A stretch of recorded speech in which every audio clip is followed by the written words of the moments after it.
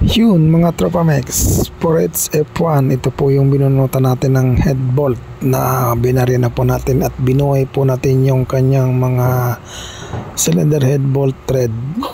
I-repaste din po natin yung block mga tropa Mex dahil ang pinaka-issue po talaga niyan, overheat po mga tropa, kaya kumapit yung kanyang head bolt at naputol po siya. Kita nyo naman mga tropa Mex kung gaano po siya kabingkong yung block. Sa mga nagtatanong nga po pala na kung po pwede pong i-replace yung ganyang block, pwede po mga tropa Mex, gaya po ng inyong nakikita.